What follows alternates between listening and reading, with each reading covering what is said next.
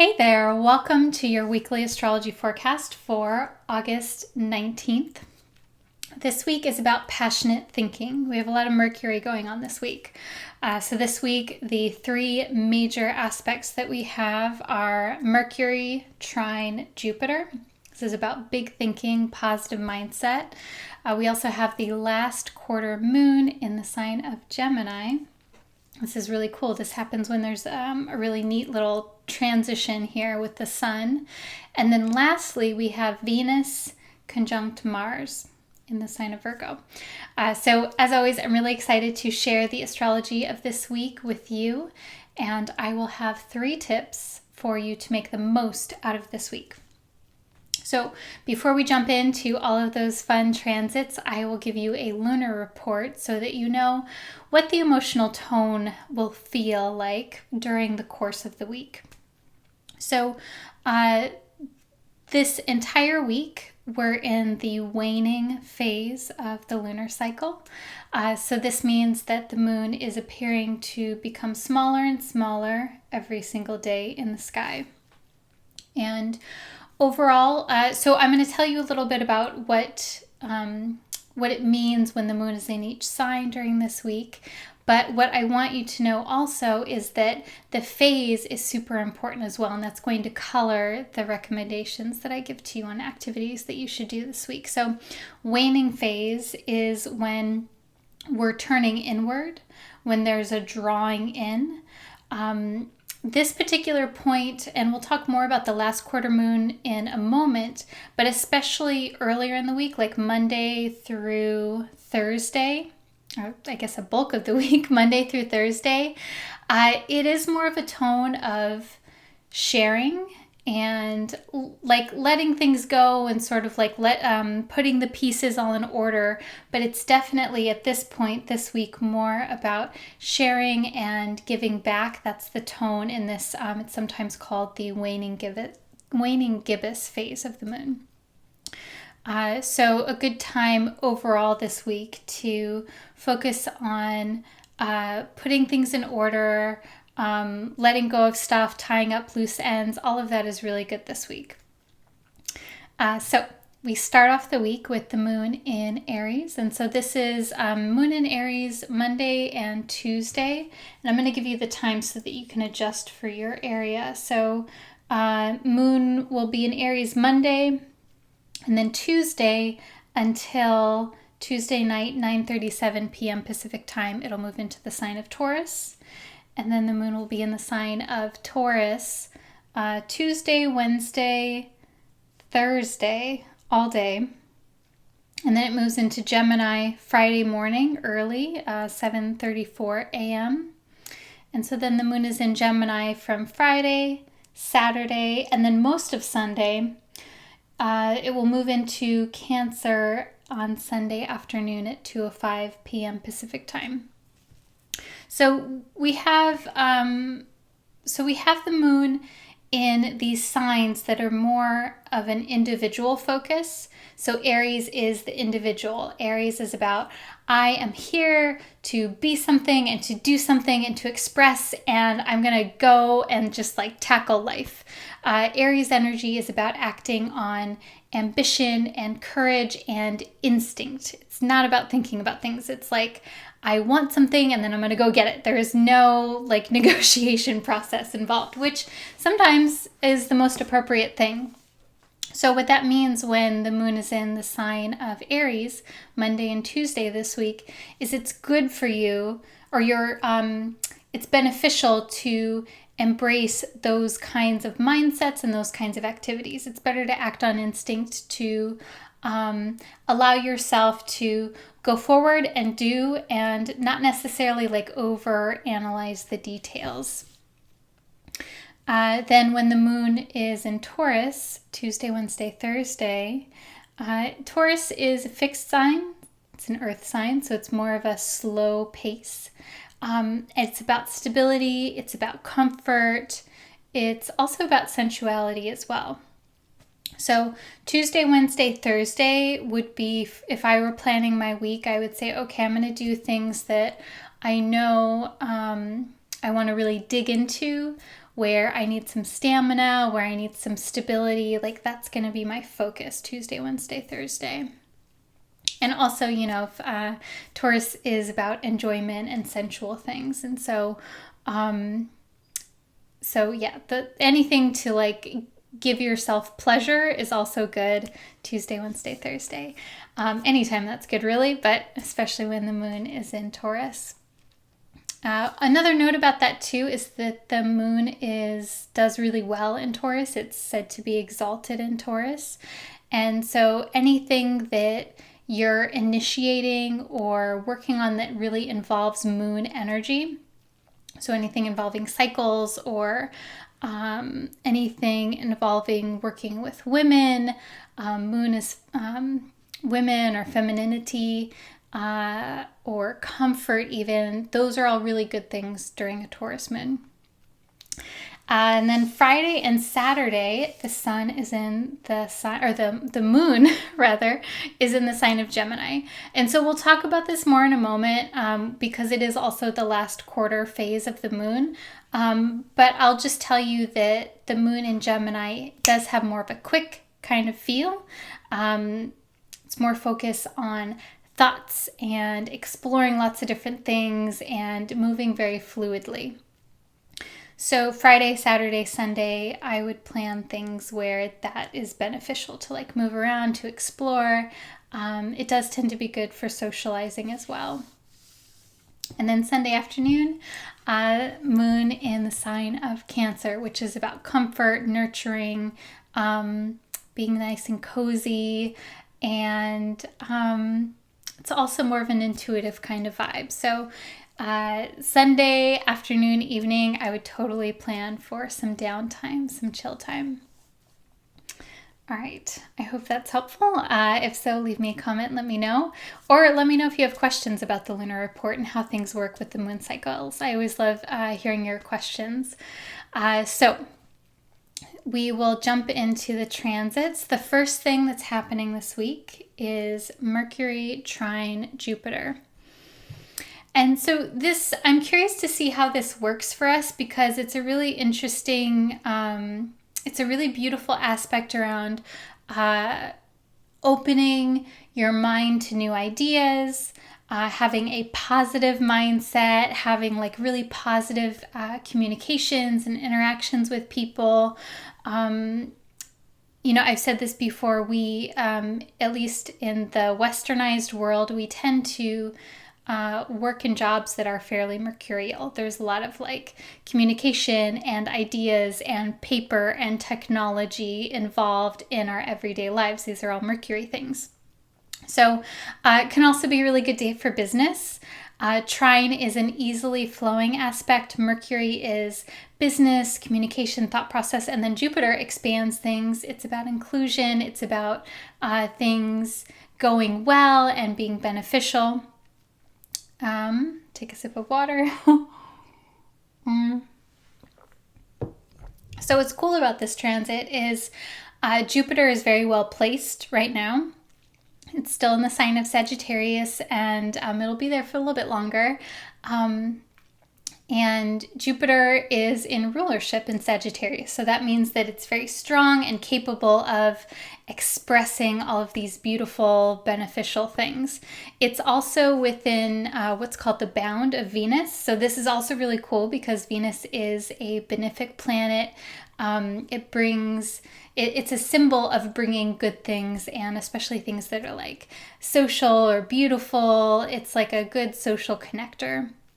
So I really like where Jupiter is here. And then Mercury's in a bit of a trickier spot because it is currently so close from our viewpoint to the sun that it is not visible right now. So this kind of puts Mercury in a position where it's not as able to express its essential nature as easily. So I think though, I'm curious how this goes for us, but I think that what I would recommend with this transit is, especially if you have so this transit's exact on Wednesday, especially if you have meetings or things that you're presenting, or you're trying to collect information or data in some way that's really important, the more that you can really be like on your game and really put in the effort and be very like, I want to say thorough, but that's not the word. It's like the more that you can make sure that all of your bases are covered, I think that's going to really bring out the Jupiter energy. Because the thing is, it's still a trine to Jupiter, so it's still this really beautiful energy. Let's see. Last thing I'll tell you with that is that it is happening in the fire element. So Mercury is in Leo, and then Jupiter, of course, is in that sign of Sagittarius, which is also a fire sign. So definitely lots of like passion within communication. All right. Next, we have the last quarter moon in the sign of Gemini. And so what's really interesting with this last quarter moon is it's happening at 1 degree of Gemini.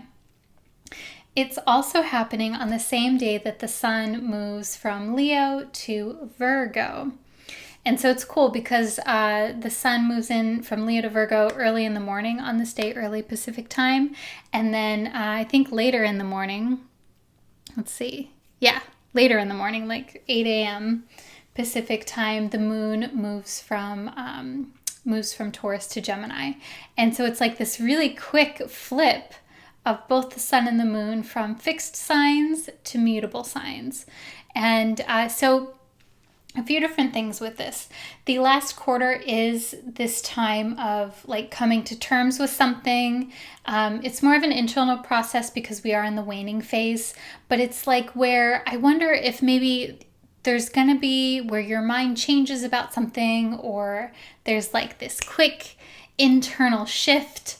I think it's going to be more analytical as well, because Gemini and Virgo are both more analytical kind of feelings, especially the moon in Gemini. There is such, when the moon is in Gemini, it amps up our mental capacity. What's really cool is this ties into the Mercury-Jupiter transit that I was just talking about, not just in energy, because Mercury is the mind and thought process, but the moon will also be opposite Jupiter when this is happening. So it's cool because the moon ties into this energy. And this is all very like analytical. It's about thought processes. It's about sharing ideas. And I don't know, you'll have to tell me how it goes for you this week. It could be where you get information or you have a conversation with someone that's really important and pivotal. Or it could simply be that there's something that you realize, or you become very clear on something here. Let's see. The last thing I'll share with you about this last quarter is that it happens exact on Friday at 7:56 a.m. Pacific time. So we're leading up to this last quarter point on Friday. And this kind of thing, it tends to build in the days before. So I'll have more information in the tips for you. But what I would suggest is this week, or maybe even now, like musing on anything that you feel unclear about or that you need to think about. I would get that stewing so that you can like position yourself to have that clarity, or to have that, again, it feels kind of more like maybe changing your mind or changing your perspective on something, only because the moon and the sun are changing signs at the same time so quickly, and they're going to mutable signs, both mutable signs, and mutable is about change. The mutable signs literally originally meant double-bodied, so it meant like two of something. I know we associate Gemini with the twins in modern astrology, but all of the mutable signs are actually associated with the doubles. So it might mean, I don't know, that maybe you change your mind and you decide on two plans of action. I don't know. It could go something along those lines. All right. So the last thing that's happening this week is Venus will conjunct Mars. And so this also, I think, is going to be a little bit tricky in the way that Mercury, Jupiter is a little bit tricky, because Venus, Mars coming together is highly passionate. There's a lot of like balancing yin and yang. It's about sexual energy. It's about creative energy. It's got this like very exciting kind of vibe to it when Venus and Mars are together. That being said, this is a weird place for it to happen because it's happening in Virgo. So Virgo, like we've said, is a little more analytical. Virgo is a mutable earth sign. So like there is this kind of fluidity to Virgo, but it's more practical at the same time because it's earth. The other piece of this is that Venus is in fall in the sign of Virgo. So this means that Venus is not in a position to express all of its symbols. In addition, Mars is in a yin sign or a feminine sign, which is Virgo. So both of these planets, they're kind of like in a place where they're not really in a sign that aligns with their normal way of doing things, so to speak. They're also close to the sun as well right now, which means like Mercury, they're not visible.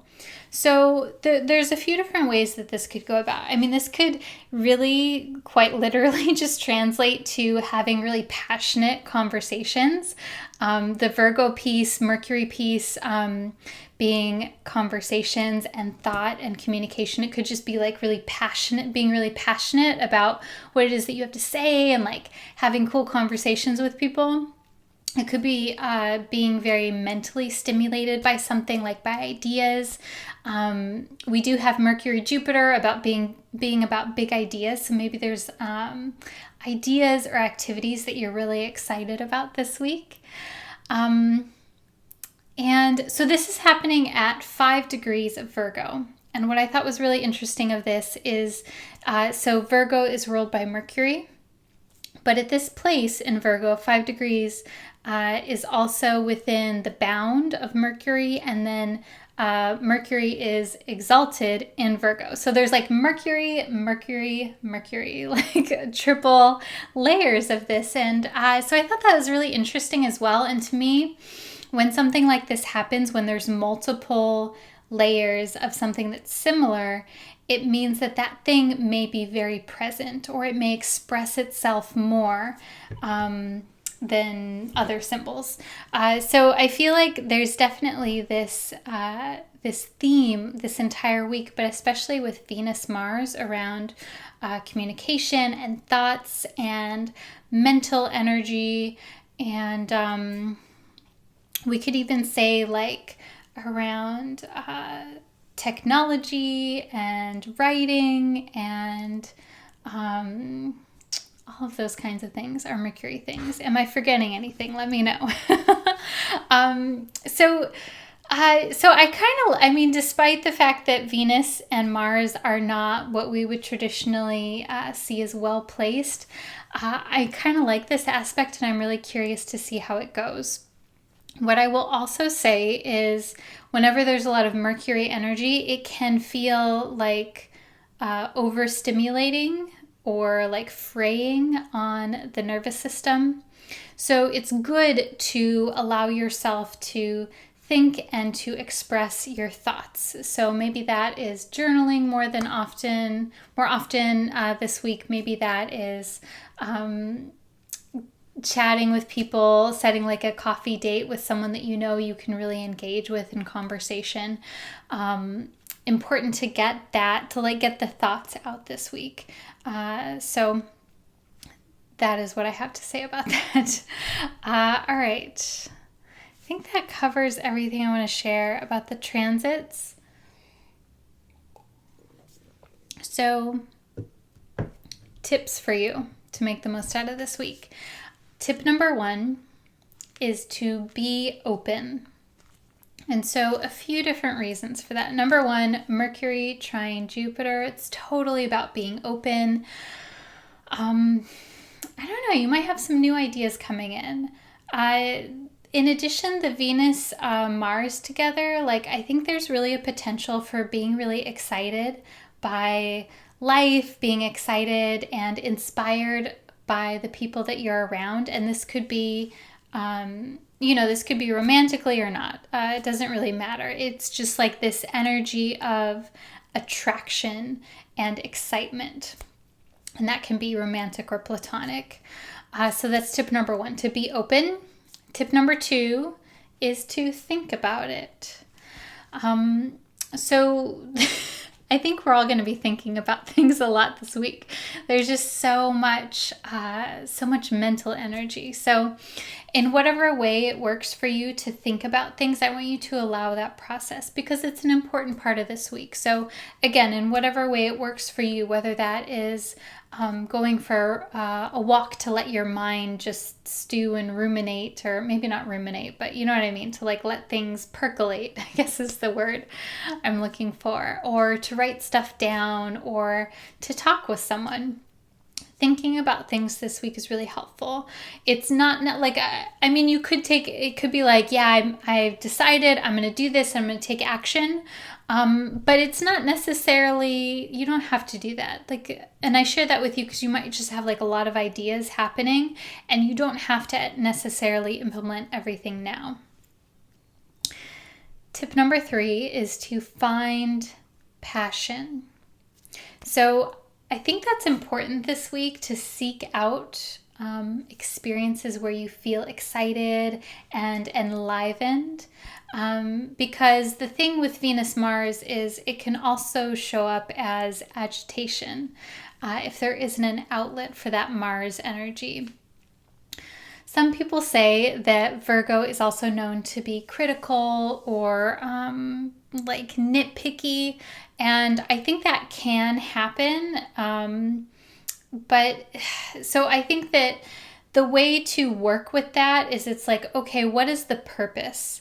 I think that when Virgo gets nitpicky is when there's not like a purpose or a goal and something that's exciting. It's when there's kind of like a complacency that happens. And with Venus and Mars coming together, there needs to be like something that is really exciting, or it could go into that kind of like, cranky or agitated kind of feeling. All right. So with that, we will do some cards for you.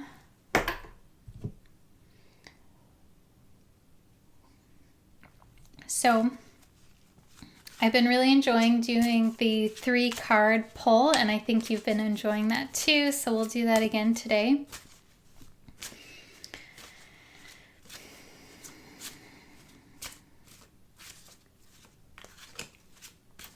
And so as I'm shuffling the cards, as always, you can think about something that you want clarity on, or something that is a focus in your life right now. And you can have this be 3 cards for you. Or just, you can simply pick a number between 1 and 3 now.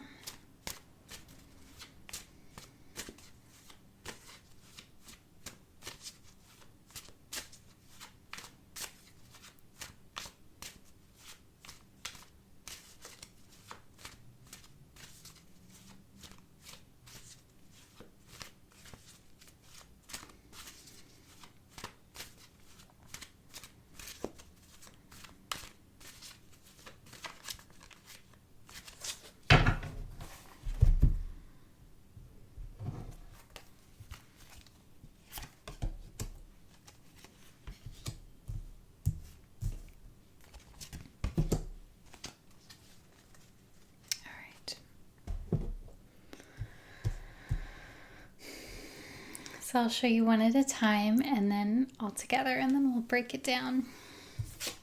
So first card is the Page of Pentacles. And I pulled this reversed.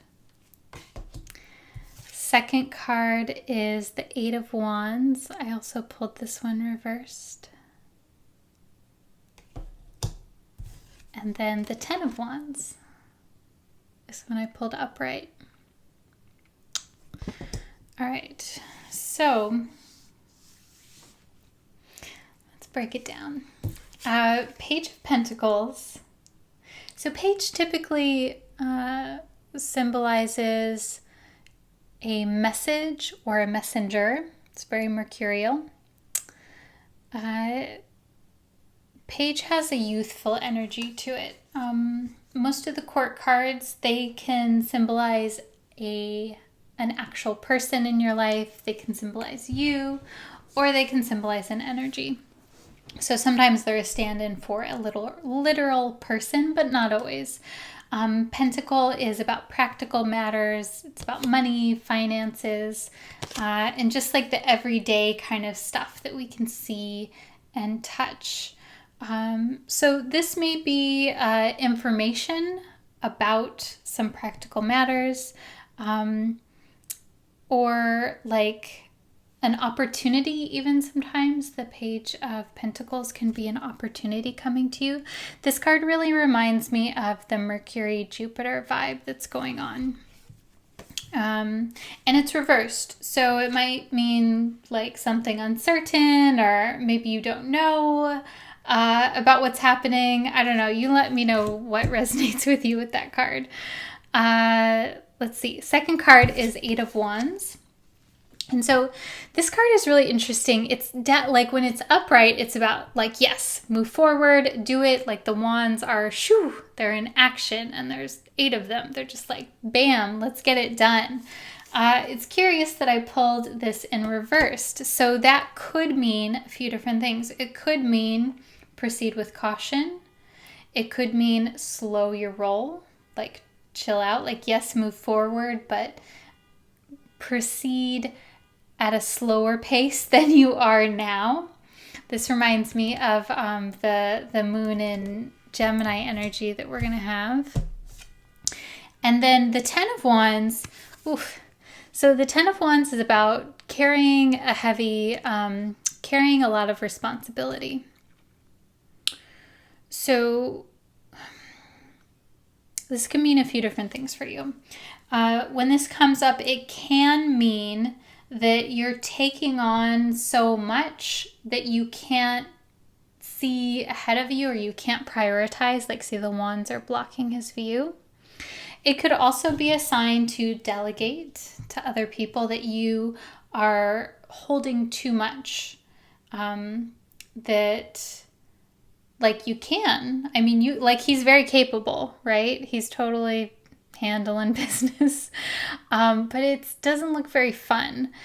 So this I would take as you're very capable of doing the things that you're doing, and it might be beneficial, like it might be more enjoyable for you to delegate a little bit, or to maybe set one of the things down even.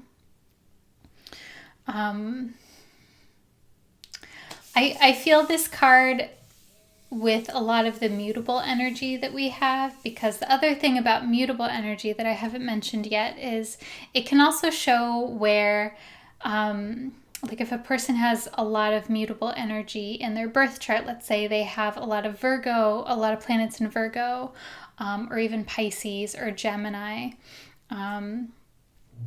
or the other one is Sagittarius, of course. So we have like 3 of those signs happening this week, like heavy emphasis. So when someone has a lot of those signs in their birth chart, it can show where they take on so many different ideas and projects, and they have like, 2 side jobs and like 5 hobbies, and they just have so much going on. So that reminds me of this with this card. So when I look at these all together, all right, I got it. So when I look at these all together, this is like, let's see if I can position them for you. This is like, there's an idea or an inspiration, the page, and then you want to take action with the wands, and then maybe it's a little bit too much. Or this could also be maybe you're thinking about doing something and you're concerned about the responsibilities. So the middle card, the second card, I always take as sort of like an advice or things that are happening now. So the advice that I get from, if we're looking at these as a 3-card spread, would be just to proceed slowly. Proceed, or not even slowly, but just at a steady pace, and don't rush in too much. Make sure that you prioritize what it is that's happening. All right, so that feels complete. I hope that you enjoyed this week's horoscope, this week's forecast, and leave me a comment. Let me know how you liked it, what resonates with you in particular. If you want to stay connected with me, you can find me on Instagram, Facebook, or YouTube under Neo-Feminine Astrology. And then, of course, if you are interested in working with me, you can find out more information about that under neofeminineastrology.com. I'm sending you so much love and wishing you a wonderful week. I'll talk to you soon. Namaste.